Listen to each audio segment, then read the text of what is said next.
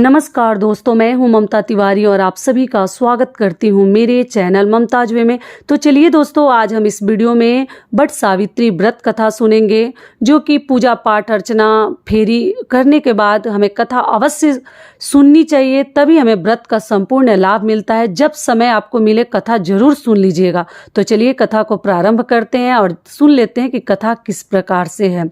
But Savitri व्रत कथा। पौराणिक कथा के अनुसार मद्र देश में अश्वपति नाम के धर्मात्मा राजा राज करते थे। उनकी कोई संतान नहीं थी। संतान प्राप्ति के लिए राजा ने यज्ञ करवाया, जिसके शुभ फल से कुछ समय बाद उन्हें एक कन्या की प्राप्ति हुई। इस कन्या का नाम सावित्री रखा गया। जब सावित्री विवाह योग्य हुई तो उन्होंने दुम्तसेन के पुत्र सत्यवान को अपने पति रूप में वरण किया। सत्यवान के पिता भी राजा थे, परंतु उनका राजपाट छिन गया था, जिसके कारण वे लोग बहुत ही दरिद्रता में जीवन व्यतीत कर रहे थे।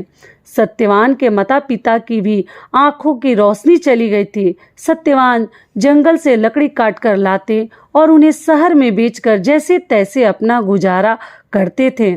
जब सावित्री और सत्यवान के विवाह की बात चली, तब नारद मुनि ने सावित्री के पिता राजा अश्वपति को बताया कि सत्यवान अल्प आयु है और विवाह के 1 वर्ष पश्चात ही उसकी मृत्यु हो जाएगी।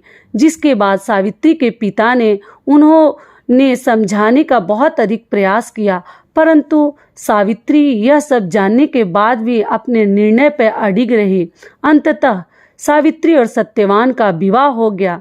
इसके बाद सावित्री सास ससुर और पति की सेवा में लग गई। समय बीतता गया और वह दिन भी आ गया जो नारद मुनि ने सत्यवान की मृत्यु के लिए बताया था। उसी दिन सावित्री भी सत्यवान के साथ वन को गई थी। वन में सत्यवान लकड़ी काटने के लिए जैसे ही पेड़ पर चढ़ने लगे कि उनके सिर में असहनीय पीड़ा होने लगी। कुछ समय बाद सावित्री की गोद में सिर रखकर लेट गए। कुछ ही समय के पश्चात उनके समक्ष अनेक दूतों के साथ स्वयं यमराज खड़े हुए थे। यमराज सत्यवान की आत्मा को लेकर दक्षिण दिशा के तरफ चलने लगे। पतिव्रता सावित्री भी उनके पीछे चलने लगी। आगे जाकर यमराज ने सावित्री से कहा, हे पतिव्रता नारी, जहाँ तक मनुष्य साथ दे सकता है तुमने अपने पति का साथ दिया, अब तुम लौट जाओ। इस पर सावित्री ने कहा, जहाँ तक मेरे पति जाएंगे वहाँ तक मुझे जाना चाहिए, यही सनातन सत्य है।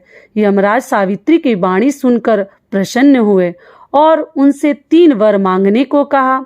सावित्री ने कहा, मेरे सास ससुर अंधे हैं, उन्हें नेत्र ज्योति दे दे। यमराज ने तथास्तु कहकर उन्हें घर लौट जाने को कहा और आगे बढ़ने लगे, किंतु सावित्री यम के पीछे ही चलती रही। यमराज ने प्रसन्न होकर पुनः वर मांगने को कहा। सावित्री ने वर मांगा, मेरे सास ससुर का खोया हुआ राज्य उन्हें वापस मिल जाए।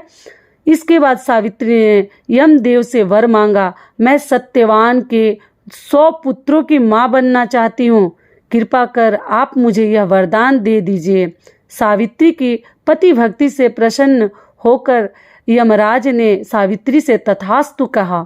जिसके बाद सावित्री ने कहा कि मेरे पति के प्राण तो आप लेकर जा रहे हैं, तो आपके पुत्र प्राप्ति का वरदान कैसे पूर्ण होगा। तब यमदेव ने अंतिम वरदान को देते हुए सत्यवान की जीवात्मा को पास से मुक्त कर दिया।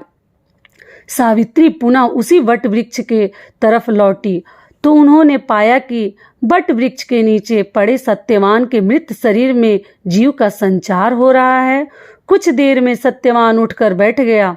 उधर सत्यवान के माता पिता की आंखें भी ठीक हो गई और उनका खोया हुआ राज्य भी वापस मिल गया। तो ये हमारा व्रत कथा यहीं तक का था। आशा करती हूँ कि ये कथा आप लोगों को पसंद आई होगी। तो अगर कथा और वीडियो पसंद आता है तो प्लीज चैनल को सब्सक्राइब कर दीजिएगा और वीडियो को लाइक कर दीजिएगा। धन्यवाद।